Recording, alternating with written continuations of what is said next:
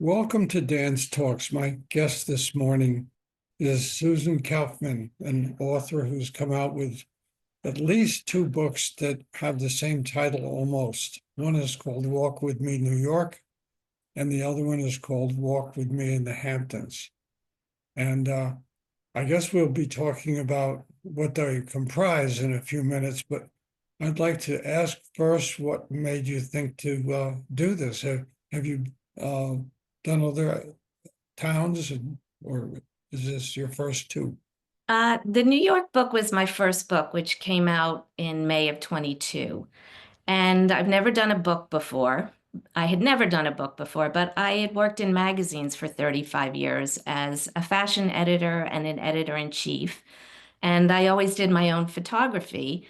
So the book really came out of pictures I was taking on my iPhone and posting on Instagram of my walks through New York City and the Hamptons. And after about 4 or 5 years of posting on Instagram and hearing from people, I would love to walk with you, and why don't you do a book? And, after shooting for quite a while, I started thinking, well, that could actually be a possibility. And so it really grew organically out of the pictures I was taking on my iPhone, the pictures I was posting on Instagram, and then having a background in magazines. I also thought Instagram is great. It could go away tomorrow. I have no control over this. And a book is something you can have forever and hold in your hands, and you have something to show for it. So that's how the New York book came about. And then 2 years later, the Hamptons book came out. Were they each met with success? Have they been have people bought them and enjoyed them? Dan, I have to tell you, first of all, thank you for having me. But the New York book, I really did as this is a project. It's with Abrams. I got a great publisher. I had my expectations were I hope I can sell 5,000 copies because that would be a legitimate, nice number to sell a book that's a photo book. And the book started with a 10,000 print order and sold out in the first 3 weeks. So the New York book is in its 11th printing. And I think I haven't gotten my latest royalties report, but I think it's upwards of 70,000 copies. So, and I think it's even selling better now than it did when it started. And the Hamptons book just came out in May, so I've only gotten one feedback and it's already um, doing quite well. So I think the New York book will probably be a much bigger seller than Hamptons just because it's New York. But the Hamptons book is holding its own. It's doing really well. Well, it could be the Hamptons book. If they see it here, then pick it up in the city as the other one because they're back and forth. This is just a thought. But Yeah, let me go back to you said you were editor-in-chief of a magazine. So I thought that's a good question to ask. you can relate. What magazine was that? And It was an offshoot of People magazine called People Style Watch. And I had started my career at Condé Nast. I worked for many years at Mademoiselle magazine and Glamour, both of which are no longer in print. And I ended up at People magazine running their fashion and beauty department and putting out a special called Style Watch 4 times a year. And it did so well that the people at Time Inc. decided to make it a standalone 12-month a year issue. And so I basically ran that magazine for 10 years. when was this? What period of time was this? I started, the magazine launched in 2007 and I left in 2015. But Tell before that, I was still the editor-in-chief while it was a special. So, Tell me a bit about yourself. Where are you from originally? Are you a New Yorker? I imagine you are, because that's who goes around looking at stuff like that. the funny thing is, I'm from Westchester. I'm from a town called New Rochelle, which is only about a half an hour north of New York. But both of my grandparents, my grandmothers lived in Manhattan. One lived on the Upper East Side, one lived in Greenwich Village. She moved there when she was 70 from Akron, Ohio, by the way. And I always loved New York. I took ballet in the city, I went to jazz clubs, so New York was my home. I moved in officially, this will really age me, in the early 80s, Mm. and I've been living there ever since. But the funny thing is that you mentioned about me walking is, and I say this in the intro of my book, that when you're working and you're living in the city, you're not really looking around you and you're not really thinking of it as some place you want to take pictures. You're just living your life and running and taking the subway. And it really wasn't until Instagram started and I got a Fitbit and I had a camera with me all the time that it made me start walking.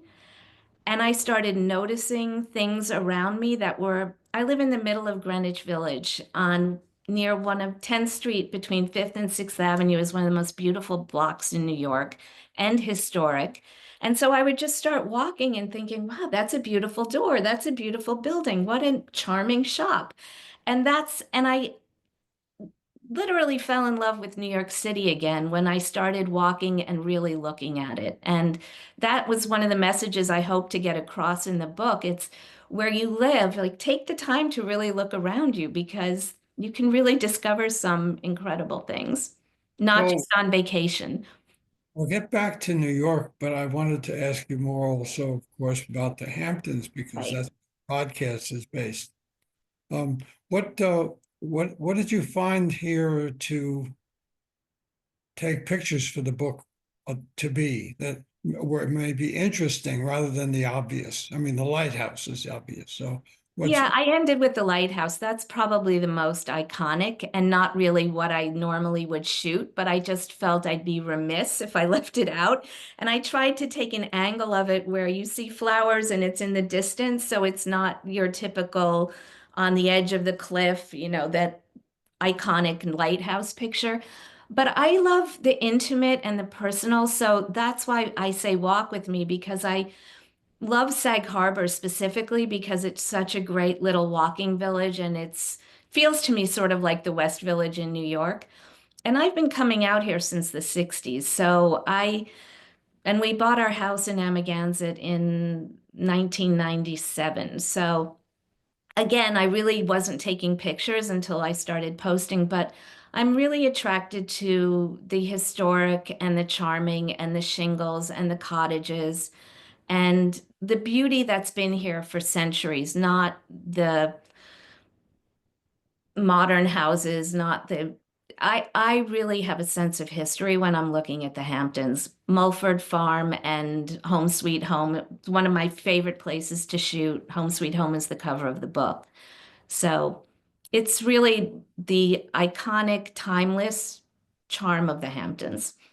well, give me some, I was about to ask you, would give me specifics when you decided to do so, but you gave me two. Give me about five or six of them that you enjoyed and the book that you liked that stand out in your mind. Honestly, if I just walk along Wainscott Main Street, I think it's one of the most beautiful spots out here.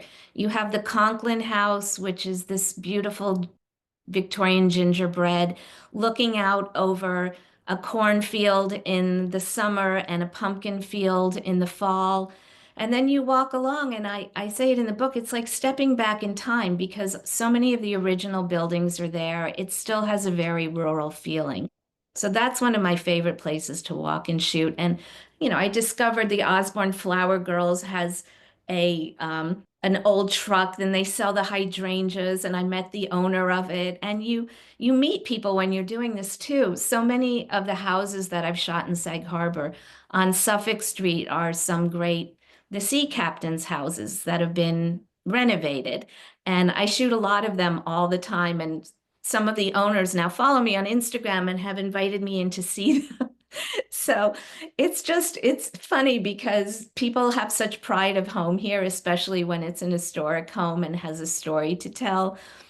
Just even walking along James Lane in East Hampton past the cemetery, and you've got the little Gardner cottage on the left near the Gardner Mill. windmill. Windmills are so special here too. So Yeah. yeah, And were those enough examples for you? Yes, you do know, or do you not know that Home Sweet Home is sort of a fraud? No, tell me. It was, Well, it, I did a lot of research for this book and it went back and it sounds like the father was born there. It's a little, yeah. But you they tell me. were there for a short time, but someone owned it after they were gone and decided to make it into a tourist attraction by calling it Home Sweet Home after the song that was written by the son of the person who'd been. I don't know. It isn't quite all that it's cracked up to be. Is the Well, you point? know what's funny, Dan? You should speak to this. When I was doing research for the book and I called East Hampton has been known as America's most beautiful town. And then I saw that you did a little investigative work into how that actually came about. And that's a bit of a fraud too. So I had to parse my words very carefully because it's been referred to as, but it was never actually called that in a legitimate way. In what magazine was it supposed to have come out of? I was told by the LVIS who chastised me for seeing some boys jump over a fence to get into the fair that I should mind my own business. It was the most beautiful village in America, according to the Saturday Evening Post. Oh, it was the Saturday Evening Post. And I believed them. I mean, these was like Abraham Lincoln. And Legitimate, yeah. so but then I couldn't ever find it. And now you call the mayor's office, and that's how they answer the phone. Yeah, well, you know, it is beautiful, so we'll stick with it, right? Yeah. How about the ocean? Is that been part of Yeah. what you have in the books? So how I many do. I live near Indian Wells and Atlantic Beach, so I have the beach shack and I have a nice beach scene. You know, my pictures aren't as much about nature as they are sort of natural beauty mixed with architecture. So I love the main beach in East Hampton and just looking down the boardwalk there to the structure and you see the beach. But you have to include the beach too. And Montauk was interesting because I wasn't even sure if I could fit Montauk in the book because it doesn't really have that New Englandy charm. And I really had to start from scratch with Montauk. So I did a lot of driving and walking there. And I actually fell in love with Montauk too. And I have a few more beachy nature things from Montauk that are just, I loved it. It was, you can find the charm and you, funky charm. where do you live out here? What town? I'm in Amagansett. And I guess I imagine the Coast Guard station is one of the. Yes, that's in the book too. Yeah, good history there. What are you going to do next? I do have another project, and it will be a New York-based project, but I really can't divulge yet. It will be a book coming out in fall 2026. So when it's official and I can announce, I will, you'll be the first to know. But tell me a little bit about your growing up and what you got interested in. Did you ever want to be something totally other than it turned out? I was always very much a person who loved painting and drawing and dance. My interests were always in the creative field. So I spent one summer at Rhode Island School of Design when I was in high school, and because I thought I was going to be an artist. And I realized I don't have the commitment, and there are way more talented people out there than I. So I ended up being an art history major in college, but I've always been drawn to photography. It's more than painting, more than sculpture. I just love photography and photographers. So when I started in magazines, it was sort of the best of both worlds of that I love to travel and I got to work with incredible photographers and it really was just what I was drawn to. Growing up, I never had a camera. It just didn't even enter my mind. And when I started working in magazines, I bought a Nikon with a 85 millimeter lens, and I actually started shooting my own pictures for the magazines while I was working there. So that really became what I loved the most. But growing up, anything creative was what I was drawn to. Music, I played piano. It just, my parents were both doctors, and that just wasn't going to happen for me. So, what high school and college did you go to for your? So I went to New Rochelle High School. I was in what's known as an alternative program where we didn't get grades and we called our teachers by their names. It was the 70s, it was experimental. And then I ended up going to Washington University in St. Louis, which was the polar opposite of my high school experience. But I spent my entire junior year abroad in Italy. I lived in Florence. Oh, And that that became the second love of my life. I speak Italian, and I moved back there after college for another year. So you have a family. You want to talk a little bit about that or not? that's fine. I'm married with the same person for, I think we're coming up on 33 years. We met at Mademoiselle magazine. He was an art director. No children, but we're on our third lab. So I feel like I'm sort of a dog child. But growing up, my family's very nearby. I have five nieces and nephews, so a lot of family time. What do you enjoy doing when you're out here? I honestly, I love the slower pace of life, and especially when it's not summer. So I spend a lot of my mornings at Amber Waves Farm, where I have a crew of people that have become friends, and I love just hanging out there. And then just depending on the day, I walk the dog, I meet someone for lunch. I'm not really that much of a beach person anymore. I used to be, but that's not really the draw for me here. And again, I like to walk and take pictures. So on any given day, I might be out perusing. Are you out here right now as we I speak? am. I'm sitting in my Amagansett. That's why I have a fireplace and a shark jaw behind me. So, so we have a lot of nautical things in the house. And we also have an old photograph of what looks like rowers, maybe Yes. from the Olympics or something. What is that? I'm not sure where it's from. We've collected a lot of old vintage photos of summertime people playing tennis and at camp. And I also have a lot of old family photos all over the house. As I said, I'm a photography buff. And this house itself, interestingly, uh, was originally the oldest part of the house was a cobbler shop next to the Hook Windmill in East Hampton before it was moved to its present location. And it was added on to in the 20s and the 60s. So it's kind of a rambling shingled cottage with history to it. Yes, a lot of them were when I Yeah. first got out here when I was a teenager, but it was in the mid 50s, and where you are now, these were all broken down, and the whole area was decrepit. People weren't even living in it. The buildings were in such bad shape, and it was a company town. They had a loon whistle and people going to working with lunch pails, and it was a whole different experience. Uh, Yeah. and It's been quite a walk. What did do you learn stuff when you walk up and down the street? I haven't ever really done that seriously. I do in the sense that when I shoot a house or I shoot a building, before I post it on Instagram, I always Google it just to see if there's any interesting information about it.